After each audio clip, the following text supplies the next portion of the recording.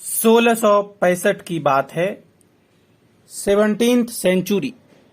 आपको पता है कि 17th सेंचुरी पश्चिम की दुनिया में, विशेष रूप से इंग्लैंड में बौद्धिक विकास का एक प्रमुख समय था।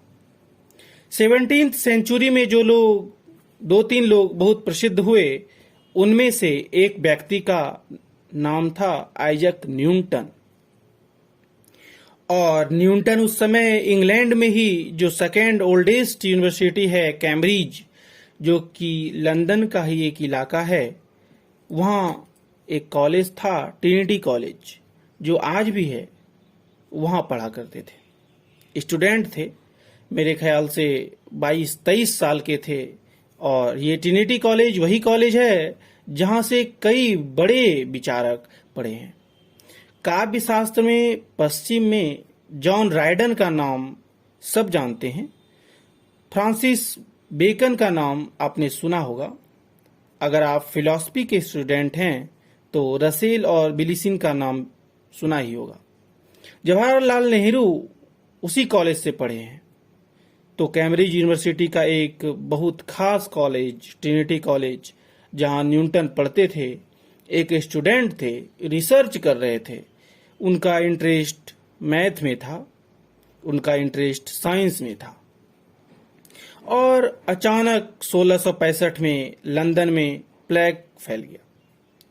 आपको पता होगा कि प्लेग भी एक जमाने में ऐसी महामारी थी जिससे लाखों लोग, हजारों लोग मरा करते थे।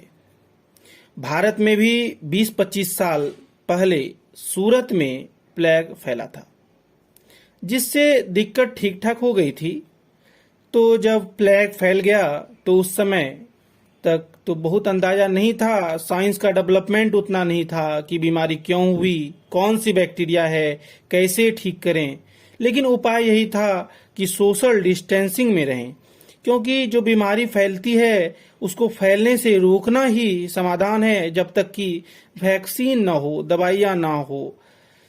तो न्यूटन को समझ में आ गया कि लंदन में रहना रिस्की है, और सही समझ में आ गया, क्योंकि 1/4 आबादी मर गई थी उस समय फ्लैग से।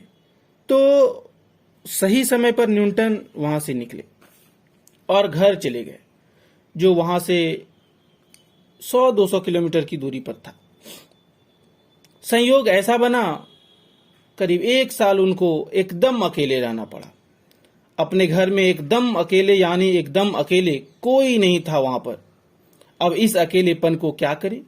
इस अकेलेपन से कोई आदमी पागल तो हो ही सकता है, पर कायदे के लोग अकेलेपन से पागल नहीं होते, अकेलेपन का फायदा उठा लेते हैं। तो न्यूटन ने भी वही किया। वो जो रिसर्च कर रहा था वही अपने आप और पढ़ना शुरू किया। पुस्तकें बहुत सारी नहीं थी। जब किताबें नहीं होती है तो हम बाहर से ज्ञान अर्जित नहीं करते, भीतर से सोचने लगते हैं। उसने भीतर से सोचा, नया नया सोचा, हर तरीके से सोच के देखा, और उस 1 साल का रिजल्ट ये हुआ कि उसने अर्ली कैलकुलस, यानी कैलकुलस जो हम आज पढ़ते हैं, उसकी शुरुआत न्यूटन के उस 1 साल से हुई।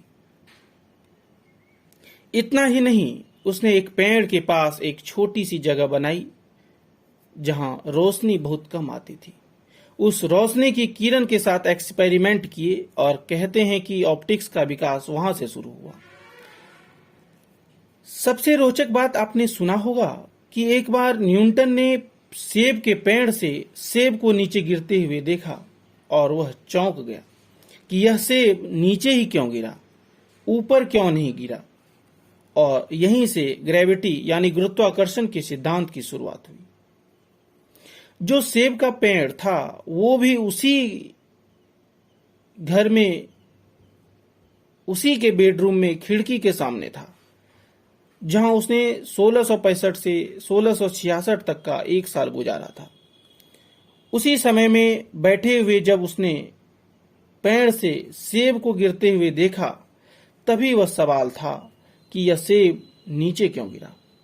लंदन में भी सेब गिर रहे थे जब वह था, सब कुछ गिरता था, फूल भी गिरते थे और भी फल गिरते थे, पर नजर नहीं जा रही थी।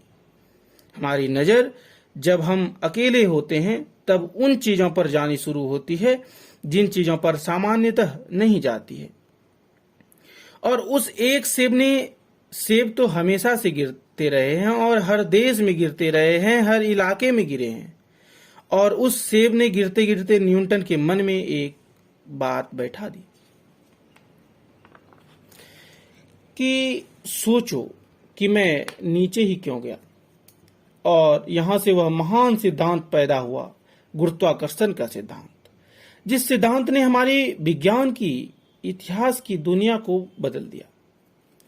आइंस्टीन ने यूं ही नहीं कहा था कि मैं आइंस्टीन इसलिए बन पाया हूं कि मैं न्यूटन के कंधे पर बैठा हूं। अगर न्यूटन ने ये सब न किया होता तो मैं वही सब कर रहा होता जो न्यूटन ने किया है। मैं समझाना चाह रहा हूं कि अकेलेपन अगर आपको मिला है जीवन में तो यह दुर्भाग्य नहीं, ये सौभाग्य है। दुर्भाग्य है उनके लिए जिनके पास जीवन की बुनियादी सुविधाओं का अभाव है।